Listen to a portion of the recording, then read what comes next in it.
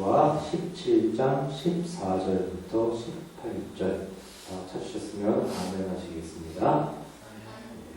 같이 합독하겠습니다. 요셉 자손이 여호수아에게 말하여 이르되 여호와께서 지금까지 내게 복을 주심으로 내가 큰 민족이 되었거늘 당신이 나의 기업을 위하여 한 제비 한 빈깃으로만 내게 주심은 어찌함이니까 하니 여호수아가 그들에게 이르되 내가 큰 민족이 되므로 에브라임 산지가 내게 너무 좁을진데 브리스 족속과 르바임 족속의 땅 상림에 올라가서 스스로 개척하라 하니라. 요셉 자손이 이르되 그 산지는 우리에게 넉넉하지도 못하고 골짜기 땅에 거주하는 모든 가나안 족속에게는 벳산과 그 마을에 거주하는 자이든지 이스라엘 골짜기에 거주하는 자이든지 다 철병거가 있나이다 하니 여호수아가 다시 요셉의 족속 곧 에브라임과 므낫세에게 말하여 이르되 너는 큰 민족이요 큰 권능이 있은즉 한 국민만 가질 것이 아니라 그 산지도 내 것이 되리니 비록 산림이라도 네가 개척하라. 그 끝까지 내 것이 되리라. 가나안 족속이 비록 철병거를 가졌고 강할지라도 내가 능히 그를 쫓아내리라 하였더라.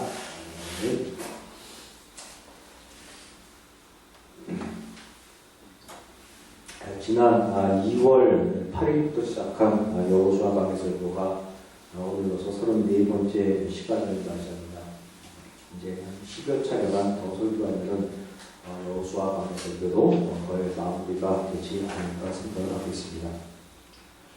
그동안 우리는 여호수아 15장까지 살펴보았습니다. 참으로 많은 사건들이 있었고 또 우리는 그 많은 사건들을 통해서 사람을 위해서 일해 주시는 하나님을 만날 수 있었습니다. 또 한편으로는 여전히 죄적 원리에 사로잡힌 가운데 하나님의 원리를 바르게 깨닫지 못하고 하나님의 원리를 오해해서 제 스스로 살 길을 도모하는 여호수아와 이스라엘 백성들의 그 죄적 한계를 발견하기도 했습니다. 어리석은 사람, 미련한 사람들의 모습을 적나라하게 살펴볼 수 있었습니다. 그런데 지난 설교를 가만히 돌이켜보시면 여호수아의 전체적인 구조에 대해서 말씀을 들으신 적은 아마 없었을 겁니다. 사건 하나하나를 살펴보는 가운데 그 사건들이 그 가지는 의미에 대해서는 많은 말씀을 드렸었지만 여호수아 전체의 흐름이 어떻게 전개되고 또 여호수아가 어떻게 결론을 냈는지에 대해서는 말씀을 드린 적이 없었습니다. 왜 말씀을 드리지 않았을까요? 다 때가 있기 때문입니다. 가장 이해하기 쉽고 가장 납득하기 쉬운 때가 있기 때문입니다. 오늘 마침내 그 때가 온 것 같습니다. 즉 여호수아의 전체적인 전개 과정을 머릿속에 그려놓은 가운데 지금까지 전개된 이야기가 여호수아의 결말과 어떻게 연결되는지 또 성경이 여호수아를 통해서 과연 어떤 메시지를 우리에게 전하려고 하는지 말씀을 드릴 때가 드디어 온 것입니다. 이 의미는 여호수아에 대한 여러분들의 이해 수준이 대한민국 아니 전 세계의 그 어떤 기독교 성도들보다도 더 훨씬 더 탁월하다는 것을 제가 보증하고 제가 확증할 수 있다는 의미입니다. 예, 여러분은 여호수아에 대해서는 정말 최고이십니다. 아니세요? 왜 아멘 안 하세요? 여러분들은 정말 여호수아에 대해서는 세계 최고 수준의 이해도를 가지고 계신 분입니다. 아멘. 네, 여호수아 전체를 내용적으로 구분하면 크게 세 단계로 나누어서 구분을 해볼 수 있습니다. 1단계는 여호수아 1장부터 12장까지로 이스라엘이 가나안 땅을 정복해 나가는 과정을 다루고 있고 2단계는 여호수아 13장부터 21장까지로 이스라엘이 땅을 분배하는 과정을 다루고 있습니다. 그리고 3단계는 여호수아 22장부터 마지막 24장까지로 이스라엘이 가나안 땅에 정착하는 과정, 그리고 여호수아의 죽음을 담고 있습니다. 이 세 단계 중에서 우리는 1단계, 즉 땅을 정복하는 과정을 29번에 걸쳐서 아주 자세히 살펴봤고, 지금은 2단계, 즉 땅을 분배하는 과정을 살펴보고 있는 중에 있습니다. 이 시점에서 여호수아가 어떻게 결론이 나는지부터 먼저 말씀을 드리려고 합니다. 여호수아 21장까지 모든 땅의 분배를 마치고 여호수아 22장에 들어가게 되면은 요단강 동쪽에서 이미 땅을 기업으로 분배받은 르우벤 지파, 갓 지파, 므낫세 반 지파가 요단 동쪽으로 동쪽 자신들의 땅으로 돌아가는 내용이 기록되어 있습니다. 이 세 지파가 요단 동쪽으로 돌아간다는 것은 이제 가나안 정복과 땅의 분배가 완전히 종료되었다는 것을 의미합니다. 그리고 23장과 24장에서는 나이 들은 여호수아가 죽음을 앞두고 이스라엘 백성들에게 마지막 고별 연설을 하는 장면이 기록되어 있습니다. 그 고별 연설 중에 너무나도 멋진 여호수아의 말이 등장합니다. 오늘 그 주보 안면의 앞부분에 기록이 되어 있습니다. 그 멋진 여호수아의 말, 그 말이 여호수아 24장 15절입니다. 만일 여호와를 섬기는 것이 너희에게 좋지 않게 보이거든 너희 조상들이 강 저쪽에서 섬기던 신들이든지 또는 너희가 거주하는 땅에 있는 아모리 족속의 신들이든지 너희가 섬길 자를 오늘 택하라. 오직 나와 내 집은 여호와를 섬기겠노라 라는 말씀입니다. 정말로 멋진 말이 아닐 수 없습니다. 성경에 하나님을 향한 수많은 사람들의 고백이 등장하지만 저는 여호수아의 이 말보다 더 감격적이고 더 감동적인 말을 찾아낼 수가 없었습니다. 여러분 중에 혹시 이 말보다 더 멋진 말을 발견하신 분이 계시면 저에게 꼭 알려주시기를 이 자리를 빌어 간곡히 부탁드립니다. 자, 여호수아의 이 고백이 무슨 의미입니까? 하나님을 믿을 수 없으면 다른 신을 믿어도 좋다는 겁니다. 하나님보다 더 신뢰를 주는 신이 있으면 그 신 믿으라는 겁니다. 하나님보다 더 능력과 권세가 뛰어난 신이 있으면 그 신 믿으라는 겁니다. 하나님보다 더 유익과 이익을 제공하는 신이 있으면 그 신 믿으라는 겁니다. 그래도 하나님으로부터 저주 안 받고 그래도 하나님으로부터 징계 안 받으니까 아무 염려하지 말고 아무 걱정하지 말고 아무 근심하지 말고 너희들이 원하는 그 신 믿으라는 겁니다. 너무나 당연한 이야기입니다. 더 신뢰가 가고 더 그 능력과 권세가 있고 더 나에게 유익과 이익을 주는 신이 있는데 그 신을 거부할 이유가 어디 있습니까? 그 신 믿는 게 너무나 당연합니다. 여호수아는 지금 이스라엘 백성에게 무조건 하나님을 믿으라고 강요하지 않습니다. 하나님 믿지 않으면 큰일 난다고 협박하지 않습니다. 이스라엘 백성들이 하나님을 믿을 만하면 믿고 믿을 만한 구석이 없으면 안 믿어도 좋다는 겁니다. 여호수아는 지금 이스라엘 백성들에게 완전한 종교의 자유를 선포하고 있는 것입니다. 이게 바로 기독교의 정신입니다. 완전하게, 완벽하게, 철저하게 자유가 보장되어 있는 가운데 하나님을 믿고 하나님을 의지하는 종교, 그게 바로 기독교이고 그게 바로 기독교의 정신입니다. 기독교는 완벽하게 사람들의 자유를 보장해 주는 종교이고 그 자유 위에 굳건하게 세워져 있는 세상에 둘도 없는 유일한 종교입니다. 그런데 오늘날 한국 교회의 현실이 어떻습니까? 전도한다고 할 때 가장 많이 등장하는 방법이 무엇입니까? 바로 협박입니다. 말로는 하나님은 그 은혜의 하나님이십니다라고 그렇게 선포를 합니다.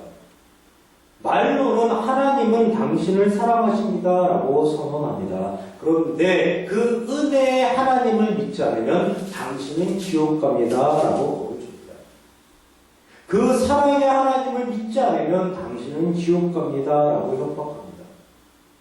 자신을 믿지 않으면 지옥으로 보내시는 하나님, 그런 하나님이 어떻게 은혜의 하나님이 될 수 있고 그런 하나님이 어떻게 사랑의 하나님이 될 수 있겠습니까?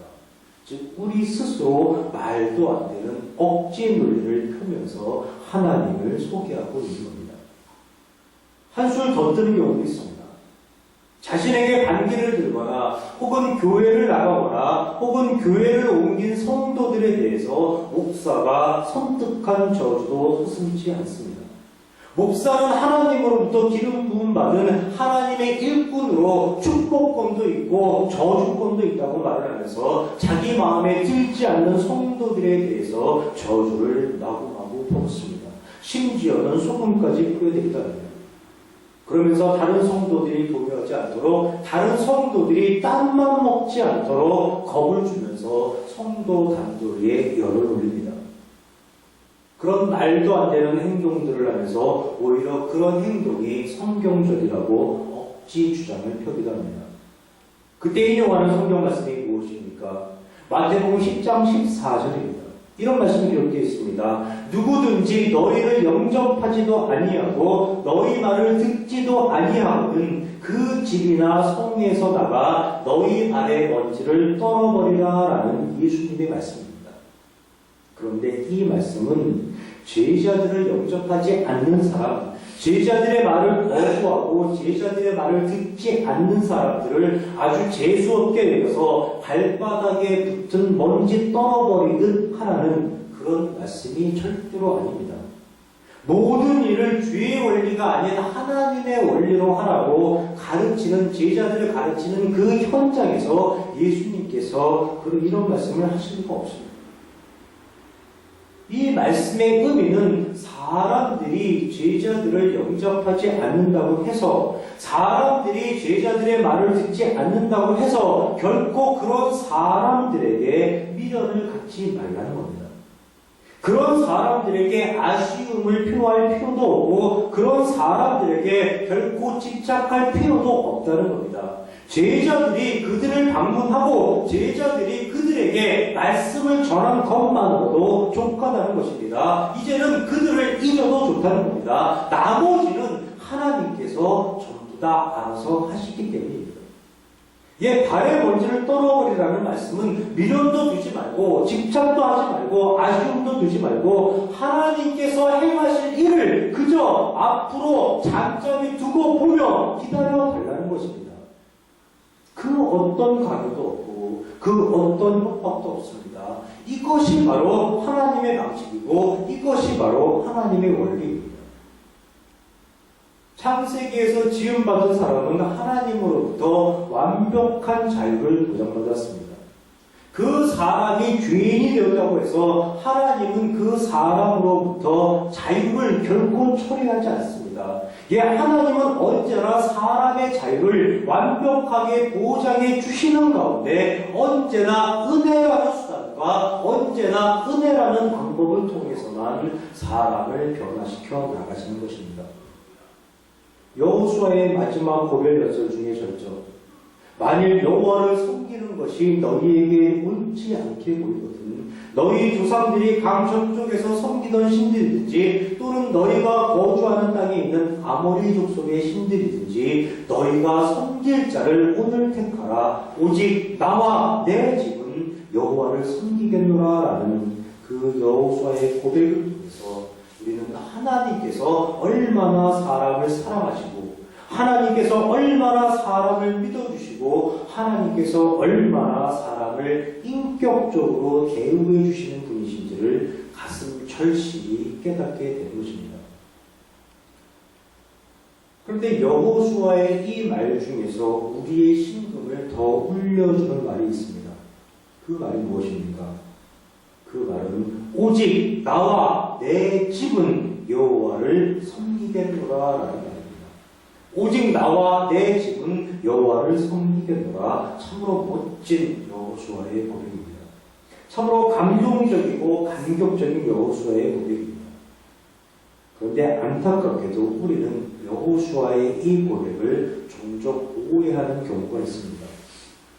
첫 번째 오해는 오직이라는 표현 때문에 발생을 합니다. 오직이라고 되어 있으니까 다른 많은 신들이 여러 있지만은 더 은혜롭고 더 능력과 권세가 있고 더 유익을 제공해주는 많은 신들이 있지만 그래도 나는 오로지 하나님만을 믿겠다는 고백으로 생각을 합니다. 그러나 그런 식으로 생각하면 여호수아를 바보로 만드는 것입니다. 여호수아를 짱구로 만드는 것입니다. 더 좋은 것을 버리고 더 나쁜 것을 택하는 그런 결과가 되기 때문입니다.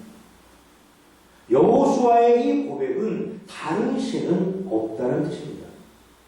하나님보다 더 은혜로운 신은 없다는 뜻입니다. 하나님보다 더 능력 있는 신은 없다는 뜻입니다. 하나님보다 더 유익을 주는 신은 없다는 뜻입니다. 하나님보다 더 사람을 위해 주시는 신은 없다는 뜻입니다. 하나님보다 더 사람을 사랑해 주시는 신은 없다는 뜻입니다. 그렇게 고백하면서 하나님만이 존재하는 유일한 신이라고 여호수아는 강조하는 것입니다. 그것이 오직이라는 표현에 담겨있는 참 의미입니다. 우리는 기독교가 종종 배타적이라고 말하는 경우가 많이 있습니다. 그러나 기독교는 절대로 배타적인 종교가 아닙니다. 더 좋은 다른 신이 있는데 그래도 그 신을 거부하고 하나님 믿기만을 강조한다면 그것은 분명히 배타적이라고 평가를 받을 수가 있습니다. 그러나 원천적으로 하나님보다 더 나은 신이 없기 때문에 그런 신은 아예 존재조차 하지 않기 때문에 여호수아의 이 고백은 절대로 배타적인 게 아니고 또 기독교가 결코 배타적인 종교가 되는 게 아닙니다. 세상의 참신은 오로지 여호와 하나님 한 분뿐이라는 것을 우리는 여호수아가 강조하는 것이고 우리는 그것을 이해하게 되는 것입니다. 또 오직 나와 내 집은 여호와를 섬기겠노라라는 그 여호수아의 고백을 우리가 오해하는 두 번째 이유는 섬기겠노라라는 표현 때문입니다. 섬긴다라고 되어 있으니까 우리는 세상적 기준에 입각해서 사람이 하나님을 위해서 무엇인가를 해야 하는 것으로 생각을 합니다. 하나님을 위해서 예배를 드리고 하나님을 위해서 찬송을 드리고 하나님을 위해서 영광을 드리고 하나님을 위해서 존귀를 드리는 것, 그것을 섬기는 것이라고 생각합니다. 그러나 그렇지 않습니다. 그런 식의 사고방식은 전형적인 타종교적 사고방식입니다. 수없이 말씀드렸지만은 기독교는 사람이 하나님을 위해 주는 종교가 아닙니다. 기독교는 사람이 하나님을 위해서 무엇을 해야 한다거나 사람이 하나님을 위해서 무엇을 할 수 있는 종교가 아닙니다. 기독교는 언제나 하나님께서 사람을 위해 주시는 종교이고 기독교는 언제나 하나님께서 사람을 위해 일해 주시는 종교입니다. 그래서 은혜라는 개념이 성립할 수 있는 것이고 그래서 사랑이라는 개념이 성립할 수 있는 것입니다. 따라서 오직 나와 내 집은 여호와를 섬기겠노라라는 여호수아의 고백은 하나님의 은혜, 하나님의 사랑을 온전히 누리며 살아가겠다는 그런 의미가 되는 것입니다. 오로지 나 여호수아는 하나님만을 신뢰할 것이고 오로지 하나님만을 의지하며 살아가겠다는 여호수아의 의지이고 여호수아의 그 의지의 고백의 표현이 되는 것입니다. 기독교에서 섬긴다라는 표현은 우리가 일상적으로 쓰는 섬긴다라는 표현과는 원천적으로 다른 의미가 되는 것입니다. 지금까지 여호수아의 마지막 고별 연설의 내용에 대해 말씀을 드렸습니다. 이 이야기를 듣는 가운데 혹시 의아하게 생각하실 분이 계실지도 모르겠습니다. 아니, 그동안 그렇게 여호수아에 대해서 혼담을 들어놓더니 왜 갑자기 돌변해버렸대? 아니 그동안은 여호수아만으로는 못 잡아먹어서 맞지 않다라는 사람처럼 그렇게 굴더니 왜 갑자기 여호수아에 대해서 칭찬을 들어놓는데? 우리 목사님 이제 서서히 변해가는 거고요. 우리 목사님도 이제 세상에 다른 목사들하고 그냥 그렇게 하기로 한 거였지, 결심한 거였지, 이렇게 이상하게 생각하시는 분이 계시는 분이 있습니다. 솔직히 손 들어보십시오. 누구 하고 계십니까? 웃는 걸 띄우시네요. 그러나 제가 변한 게 아닙니다. 예, 물론 저도 변할지 모릅니다. 언제 어떻게 저도 정신이 획가닥해가지고 변할지 저 스스로 장담할 수 없습니다. 그러나 아직은 아닙니다. 아직까지는 멀쩡합니다. 걱정하지 않으셔도 됩니다. 사실은 제가 변한 게 아니라 여호수아가 변한 것입니다. 조금 더 성경적으로 표현하자면 여호수아가 변한 것이 아니라 하나님께서 여호수아를 변화시켜 내신 것입니다. 하나님께서 여호수아가 변화될 수 있도록 여호수아를 도우셨고 하나님께서 여호수아가 변화될 수 있도록 여호수아에게 역사하신 것입니다. 오늘 말씀 초반에 여호수아는 크게 3단계로 나누어서 살펴볼 수 있다고 말씀드렸습니다.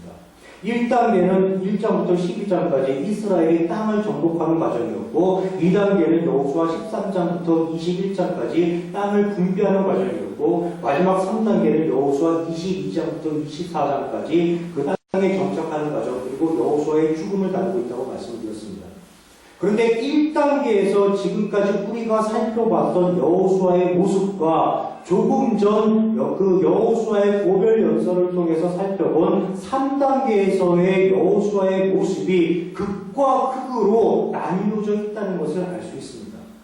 1단계에서 가나안 이방 민족을 진멸해서 온전히 바치라는 하나님의 말씀을 오해해서 오로지 전쟁 논리에 빠져 제 멋대로 행동했던 여호수아가 3단계에 들어와서는 온전한 하나님의 사람으로 변화되어 있는 것이고 조금 전 살펴봤던 것처럼 아주 멋진 신앙 고백을 하고 있는 것입니다.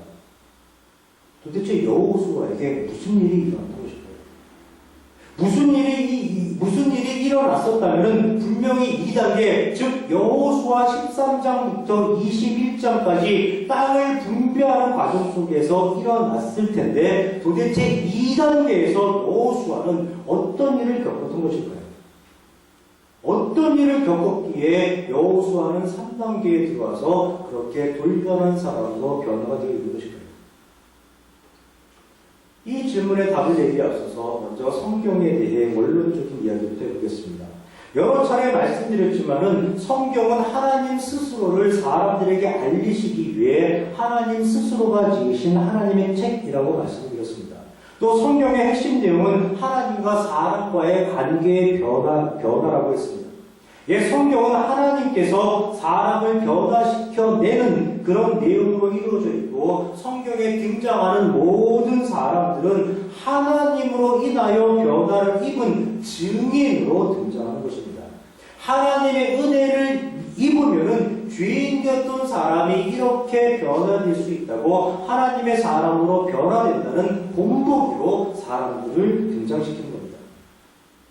그런데 하나님께서 사람을 변화시켜내는 그 패턴이 여러 있습니다. 오늘은 그 여러 가지 패턴 가운데 3가지만 살펴보도록 하겠습니다. 첫 번째 패턴은 죄인된 사람에게 끊임없이 은혜를 베푸시면서 그 사람에게 하나님을 드러내고 하나님을 가르치는 방식입니다. 대표적인 예가 아브라함 일가입니다. 여러분도 잘 아시겠지만은 아브라함도 이삭도 야곱도 요셉도 처음부터 하나님을 믿는 사람들이 아니었습니다. 복을 주고 민족을 이루어주고 땅을 주겠다는 하나님의 약속을 신뢰하지 않았습니다. 그래서 언제나 자기 자신들의 마음대로 자기 자신들의 의지대로 판단했고 결정했고 행동했습니다. 그러나 하나님은 그런 그들에게 단 한 번도 짜증을 내시지 않았습니다. 그런 그들을 결코 꾸짖거나 책망하지 않았습니다. 오히려 그들을 끊임없이 따라다니시면서 은혜를 베풀어 주셨습니다. 그러는 가운데 그들이 조금씩 하나님을 알아가게 됐고 하나님의 사람으로 변화되어 왔습니다. 아브라함이 귀하게 얻은 아들 이삭을 제물로 바치는 사건, 그리고 이삭이 생명의 근원이라 다름없는 우물을 기꺼이 이방 족속들에게 내어주는 사건, 또 야곱이 요셉의 두 아들에게 양손을 엇바꾸어서 축복해주는 사건, 또 요셉이 형제들에게 당신들은 나를 해하려 하였으나 하나님은 그것을 선으로 바꾸셨다고 고백하는 사건이 아브라함과 그의 후손들이 하나님의 사람으로 변화되었다는 증거로 제시되는 사건들이었습니다. 끊임없이 하나님은 은혜를 베푸시면서 사람을 변화시켜 나갑니다. 이 방식이 첫 번째 패턴입니다. 하나님께서 사람을 변화시켜 나가는 두 번째 패턴은 하나님이 아니면 도저히 이루어질 수 없는 아주 크나큰 이적을 행하시는 것입니다. 열왕기하 5장에 보면은 아람 왕의 군대 장관 나아만이 병고침을 받는 장면이 있습니다. 엘리사는 사자를 나아만에게 보내서 요단강에 몸을 7번 씻으면 나병으로부터 고침을 받을 거라고 이야기를 해줍니다. 그때 나아만은 적어도 엘리사가 자기에게 직접 와서 여호와의 이름을 부르는 가운데 자기의 나병 그 환부 위에 그 손을 흔들면서 그 나병을 고쳐줄 것으로 기대했다고 분노하면서 무작정 되돌아가려고 합니다. 그러나 믿져야 본전이니까 그래도 요단강물에 몸을 씻어보라는 종들의 이야기를 듣고 실제로 나아만이 그렇게 해봅니다. 그러자 어떻게 되었습니까?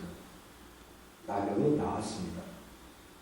성경은 그의 살이 어린아이의 살같이 회복되어 깨끗하게 되었더라라고 기록하고 있습니다.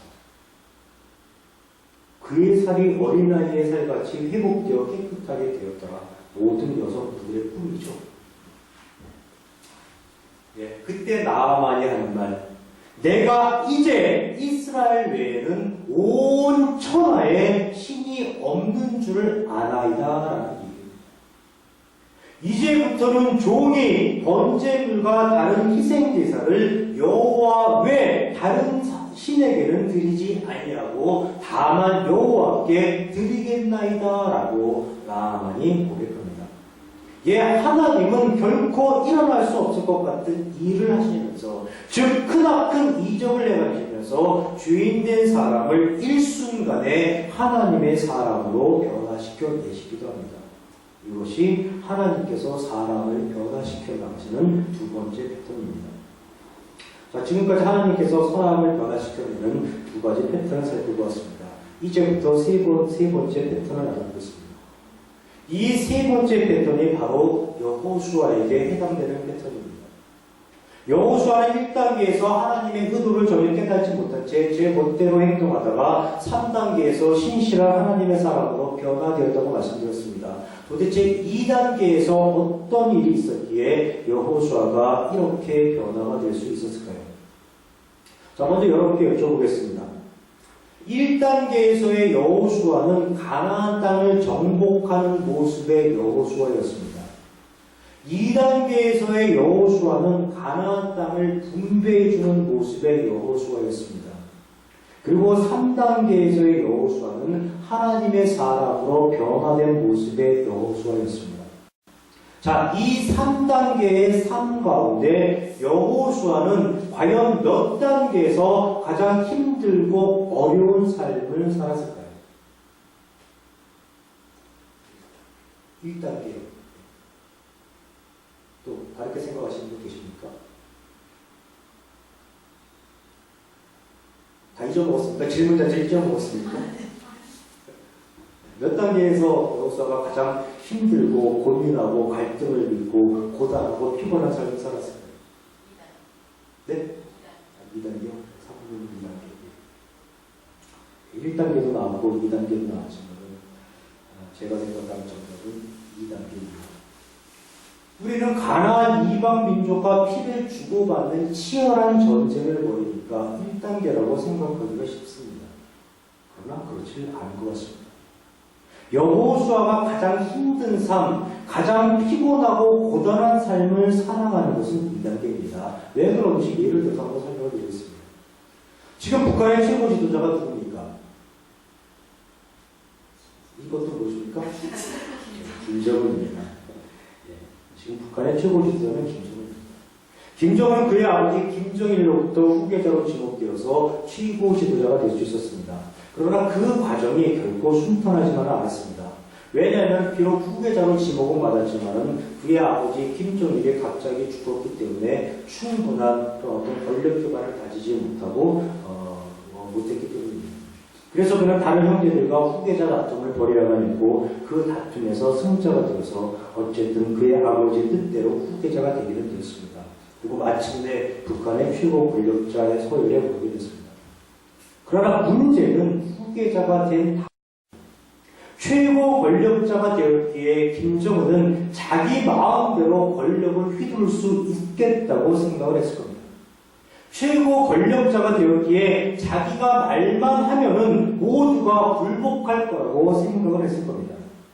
최고 권력자가 되었기에 안 되는 일이 없을 거라고 김정은은 생각을 했을 겁니다. 그러나 현실은 그렇지 않습니다. 자신이 후계자가 되는데 도움을 준 많은 사람들이 이런저런 보상을 요구합니다. 자신이 높은 자리에 앉혀준 많은 사람들이 이제는 오히려 역으로 자신을 깔보고 있고 얕잡아보기 시작합니다. 최고 권력자가 되면은 아무 염려 없을 거라고 생각을 했는데 오히려 골치 아픈 일이 한두 가지가 아닙니다. 김정은이 이 문제를 해결하는 방법이 무엇이었습니까? 예, 수청이었습니다. 바로 수청이었습니다. 자신을 골치 아프게 만드는 모든 사람들을 지위 여하를 막론하고 다 죽음으로 몰아넣었습니다. 예, 김정은은 후계자가 되는 것보다 후계자가 된 이후, 즉 최고 권력자가 된 이후의 삶을 더 힘들어하는 것이고 더 어려워하는 것이고 그 증거가 바로 지금 이 시간에도 무자비하게 진행되고 있는 숙청이 되는 것입니다. 또 다른 예가 있습니다. 얼마 전 국회의 국정감사 현장에서 우리가 속해 있는 경기도 도지사가 한번 홍역을 치른 적이 있었습니다. 한 야당 국회의원이 도지사 선거에서 공을 세운 선거 캠프의 핵심 인사들에게 자리를 마련해 주기 위해서 그 도지사가, 경기도 도지사가 낙하산 인사한 것을 문제를 삼았습니다. 그때 경기도 도지사가 뭐라고 얘기했냐면은 흔히 정피아라고 말하는데 정치와 마피아를 합성해서 말하는 말입니다. 정피아. 흔히 정피아라고 말하는데 한국 정치 현실에서 선거를 처음부터 도와준 사람을 모른 척 할 수가 없다. 그들에게 자리를 보존해 줄 수밖에 없다. 그래서 정피아는 불법이 아니다라고 맞대응을 했다가 크게 무리를 빚은 적이 있습니다. 제가 옳고 그름을 따지려고 하는 게 아닙니다. 제가 강조하려는 것은 선거에서 승리하는 것보다 승리한 이후의 삶이 더 고단하고 더 피곤하다는 것을 말씀드리는 겁니다. 왜 그렇습니까? 서로 이해관계가 얽혀있는 수많은 사람들의 요구에 직면하게 되고 어떻게든 그 요구에 합당한 대우를 해줘야만 하기 때문입니다. 그것이 어쩔 수 없는 정치의 생리이고 이 문제를 잘 해결해 주어야만 계속해서 정치인으로 살아남을 수 있기 때문입니다. 예, 2단계에서 여호수아의 삶이 정확히 이런 상황입니다. 가나안 이방 민족과의 전쟁에서 승리만 하면 나머지는 모든 것이 잘 알아서 술술 풀려 나갈 거라고 여호수아는 생각했을 겁니다. 하나님의 말씀대로 제비를 뽑아서 각 지파별로 땅을 나눠주기만 하면 나머지는 각 지파들이 알아서 모든 문제를 잘 해결해 나갈 수 있을 거라고 기대했을 겁니다. 그러나 과연 여호수아가 생각하고 여호수아가 기대했던 것처럼 모든 일이 순조롭게 그렇게 술술 풀려나갈까요? 정답은 그렇지 않다는 것입니다. 1단계에서 하나님께서 약속하신 가나안 땅을 다 차지했습니다. 그리고 2단계 땅을 나누어주는 과정에 접어들자마자 생각하지도 않았던 여러 가지 일들이 툭툭 튀어나오기 시작합니다. 가장 대표적인 사건이 지난 2번의 설교에서 살펴봤던 갈렙의 요구입니다.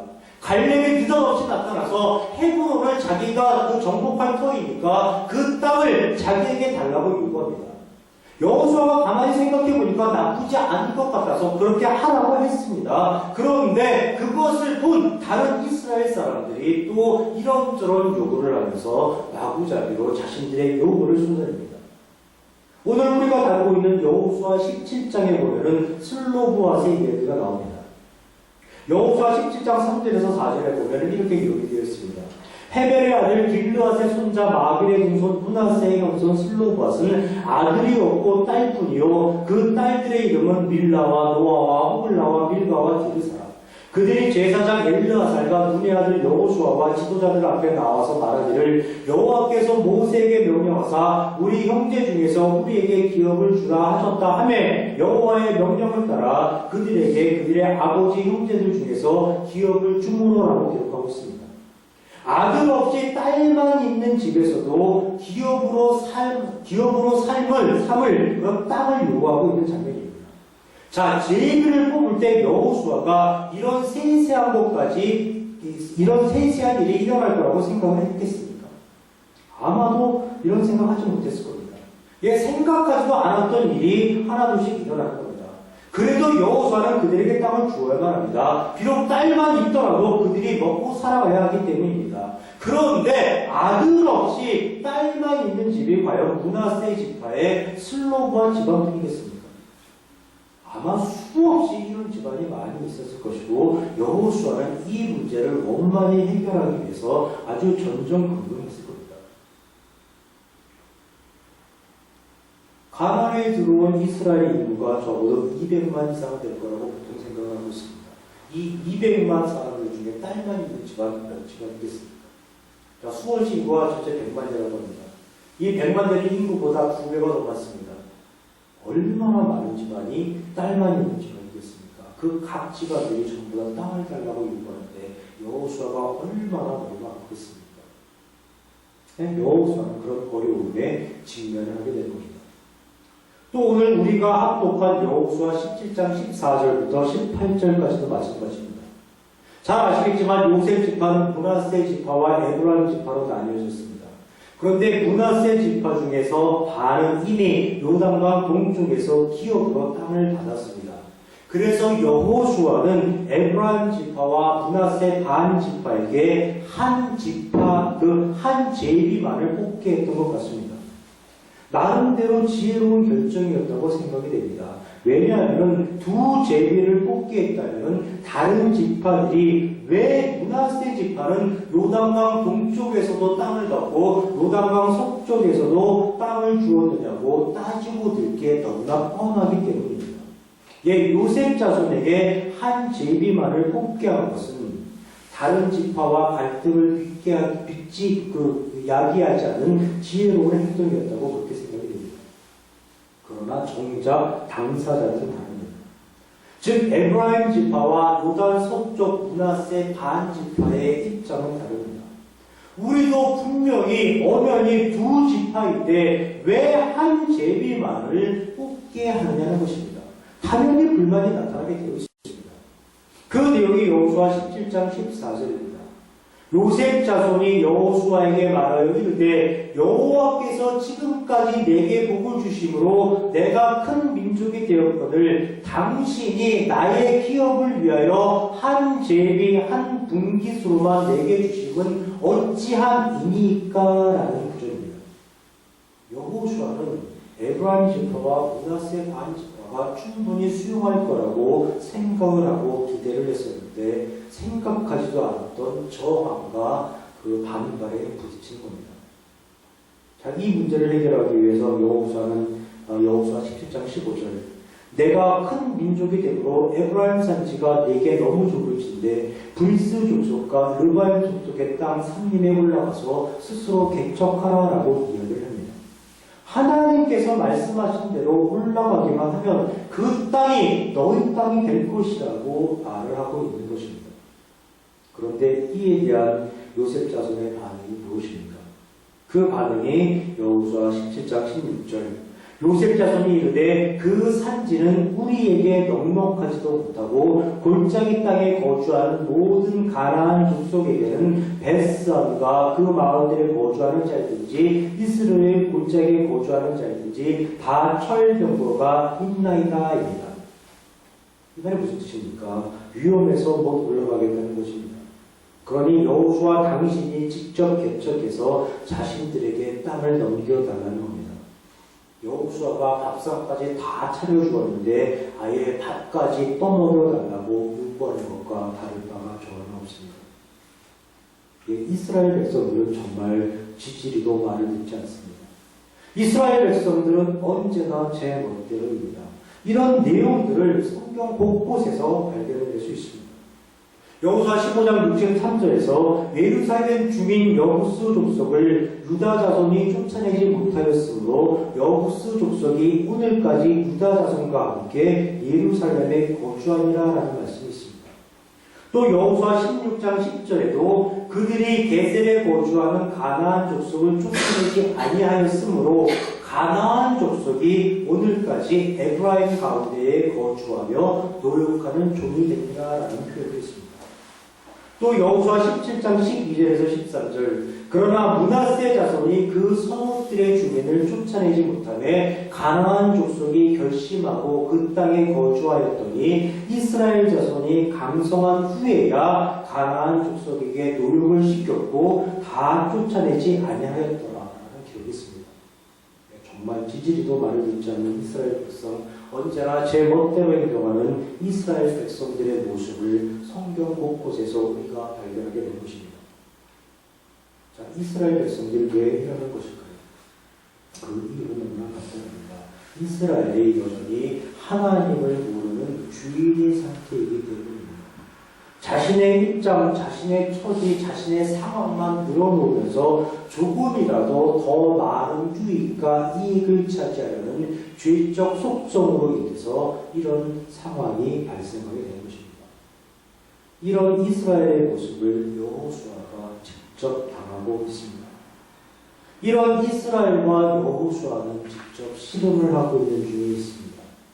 이런 이스라엘의 문제를 해결해 주기 위해서 지금 여호수아는 동분서주하고 있습니다.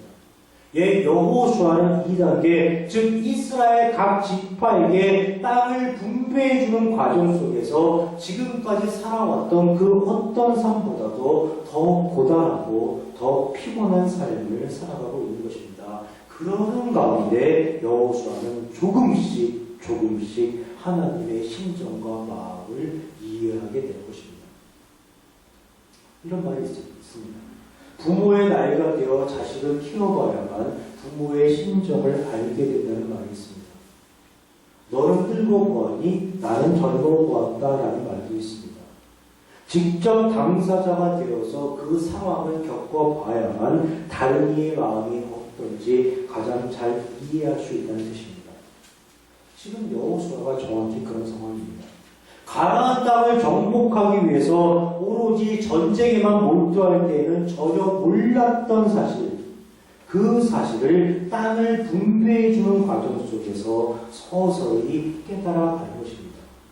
지지리도 말을 안 듣는 이스라엘의 죄적 속성, 언제나 요구만 하는 이스라엘의 죄적 그 모습을 여호수아가 직접 겪으면서 여호수아는 하나님의 심정과 마음을 서서히 알아가게 되는 것입니다.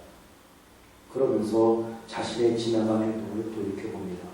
제 멋대로 행동하는 자신을 보면서 하나님께서 얼마나 속상해하셨을까? 자신만 옳다고 주장하는 자신을 보면서 하나님께서 얼마나 마음 아파하셨을까? 하나님을 의지하지 않고 제 스스로 자신의 삶을 도모하는 모습을 보면서 하나님께서는 얼마나 안타까워하셨을까? 여호수아는 이스라엘 백성들을 보면서 자기 자신을 돌아보게 되는 것이고 그러는 가운데 조금씩 하나님의 심정과 마음을 알아가게 되는 것입니다. 여호수아가 조금씩 변화되어가는 과정을 우리가 여호수아 2단계에서 목격을 하게 되는 겁니다. 서서히 변해가는 여호수아를 엿볼 수 있는 말씀이 여호수아 17장 17절로부터 18절입니다. 여호수아가 다시 요셉의 족속 곧 에브라임과 므낫세 므낫세에게 말하여 이르되 너는 큰 민족이요 큰 권능이 있은즉 한 분깃만 가질 것이 아니라 그 산지도 내 것이 되리니 비록 삼림이라도 내가 개척하라 그 끝까지 내 것이 되리라. 가나안 족속이 비록 철병거를 가졌고 강할지라도 내가 능히 그를 쫓아내리라 라는 말씀입니다. 여호수아가 요셉 자손에게 내가 능히 그를 쫓아내리라 라고 말을 합니다. 이제 여호수아가 하나님을 온전히 알아가기 시작했다는 증거입니다. 여호수아가 온전히 하나님의 심정과 마음을 이해해가기 시작했다는 증거입니다. 하나님께서 말씀하신 대로 올라가기만 하면 그 땅을 하나님께서 너희에게 붙여주실 거라고 이야기하고 있는 것입니다.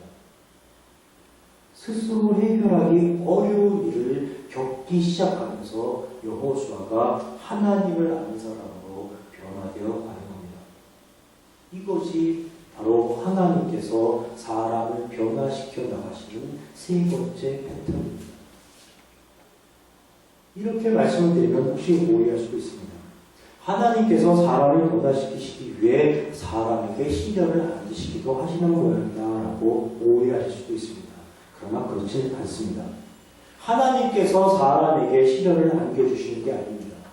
하나님께서 여호수아에게 시련을 안겨주셨던 게 아닙니다. 땅을 분배해주는 과정 속에서 여호수아가 겪었던 시련은 하나님으로 인한 것이 아니라 바로 죄로 인한 것이었습니다. 여전히 죄의 원리에 빠져있는 여호수아 자신과 이스라엘 백성으로 인한 것이었습니다.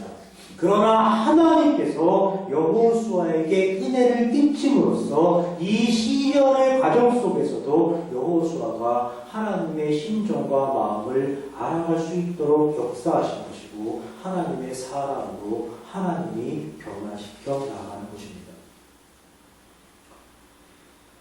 우리가 살아가는 가운데 어렵고 힘든 일을 겪기 마련입니다.